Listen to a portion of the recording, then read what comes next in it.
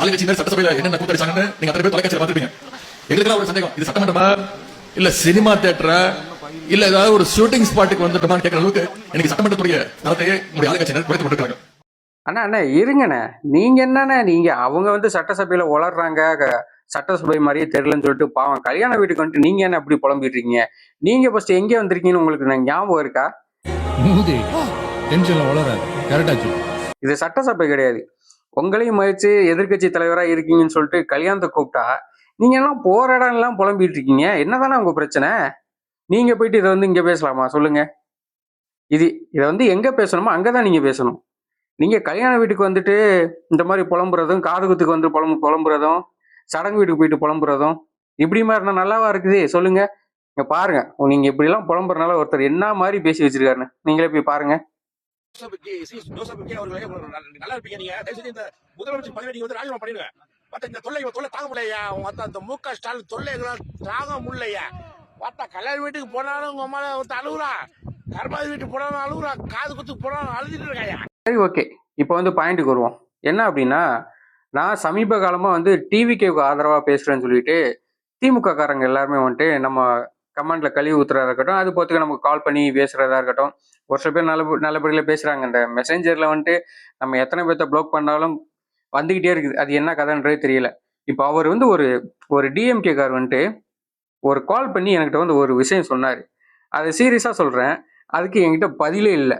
அது உங்ககிட்ட பதில் இருந்துச்சுன்னா நீங்க சொல்லுங்க. அதுக்கப்புறம் நான் டிவிக்கே சப்போர்ட் பண்றேன்னா இல்ல டிஎம்கே சப்போர்ட் பண்றேன்னா இல்ல வேற எந்த கட்சிக்கு சப்போர்ட் பண்றேன்றத நீங்களே முடிவு பண்ணிக்கோங்க.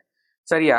ஒரு முன்னாள் அமைச்சர் வந்துட்டு பாத்தீங்கன்னா ஒரு 200 பஸ் ஆமா, அதுக்கப்புறம் 600 காரு இதெல்லாம் ரெடி பண்ணிக்கிட்டு டிவிகே கட்சியில போயிட்டு இணைய போறாரு அப்படின்னு ஒரு செய்தி வந்து வந்துகிட்டு இருக்கு. அதுக்கு பின்னாடி எந்த அளவுக்கு காசு விளையாடுது தெரியுமா தம்பி அப்படின்னு ஒரு லிஸ்ட் ஒன்று போட்டார். அந்த லிஸ்ட்டை சொல்றேன், நீங்களே பாருங்களேன். கிட்டத்தட்ட ஒரு 15,000 பேர் பக்கம் ஒரு மிகப்பெரிய ஒரு கூட்டத்தை கூட்டி போயிட்டு டிவிகேல போயிட்டு இணைய போறாராமா. தலைக்கு கிட்டத்தட்ட 1,500 சொல்லியிருக்காங்களாம். அப்போ 15,000 பேத்துக்கு கிட்டத்தட்ட 2,25,00,000 ஆச்சு. அது போத்துக்க இந்த பஸ் கொண்டு வர்றாங்களே அவங்களுக்கு 10,000, கார் வச்சிருக்கவங்களுக்கு 5,000. அப்படி கணக்கு பண்ணி பார்த்தாலும் அது ஒரு 60 லட்சம் பக்கம் போகுது. இது போத்துக்க அந்த டீசல் பெட்ரோல் காசு டோல்லாம் சேர்த்தா அது ஒரு 60 லட்சம் பக்கம் போகுது.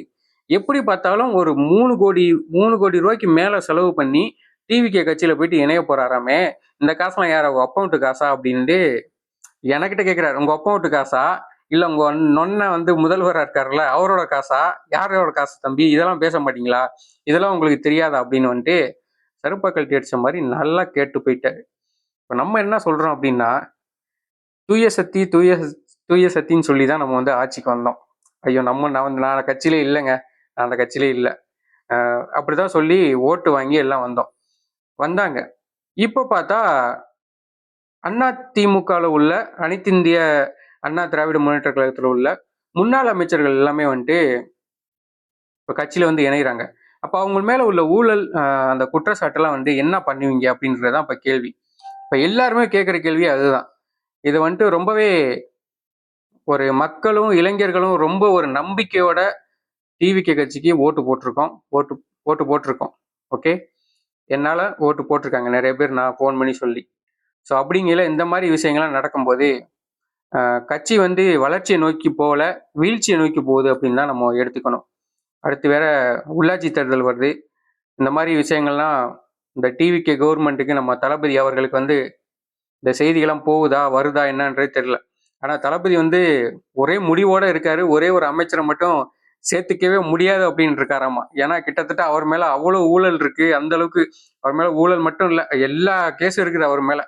அதனால கொஞ்சம் அந்த ஒரு முன்னாள் அமைச்சரை மட்டும் பார்த்து ஐயோ அவர் மட்டும் வேணாம் அப்படின்ற வந்து தயக்கமாவே இருக்காங்களாமா. அதனால தான் நாட்கள் வந்து கிட்டத்தட்ட ஒரு 2 வாரம் பார்த்தீங்கன்னா இன்னும் 2 நாள்ல அப்படின்னு சொல்லிட்டு கேஸ்ன்ற இந்த பிரச்சனை பேசப்பட்டுக்கிட்டே இருக்குது. என்கிட்ட வந்து அந்த திமுக கார் வந்து கேட்ட அந்த ஒரே ஒரு கேள்வி, இது யாரு, எவன் அப்பம் விட்டு பணம், இந்த பணம் இது எங்க இருந்து வந்துச்சு அப்படின்ற கேள்விக்கு என்கிட்ட பதிலே இல்லை. ஆக மொத்தம் தூய சக்தியா இருக்கிற ஒரு கட்சியை வந்துட்டு என்ன சொல்றது, இந்த கட்சி அடுத்து எதை நோக்கி போகுதுன்றே தெரில. இந்த கட்சியை நம்பி பல பேர் வந்து பல விதமா பேசிக்கிட்டு ஊர்ல வம்பெல்லாம் இழுத்து வச்சுட்டு இருக்கானுங்க. அதனால இதெல்லாம் வந்துட்டு மேலிடத்துக்கு இதெல்லாம் காமிச்சு சொல்றாங்களா சொல்லலையான்றதுன்னு தெரிய மாட்டேங்குது. பார்ப்போம் என்ன நடக்குதுன்றத. வெயிட் பண்ணி பார்க்கலாம். இருந்தாலும் பிரதர், திமுக காரங்க அந்த அந்த பிரதர் உண்மையிலேயே பிரதர் செம்மையா கேட்டீங்க. அதை நீங்களே கேட்டிருந்துருக்கலாம். இருந்தாலும் என்கிட்ட கேட்டீங்க. நீங்களும் பேசி இருந்திருக்கலாம். அதான் ஆல்ரெடி எல்லாம் பேச ஆரம்பிச்சிருப்பாங்க நேரம். சரி பார்க்கலாம் என்னதான் நடக்குதுன்னு.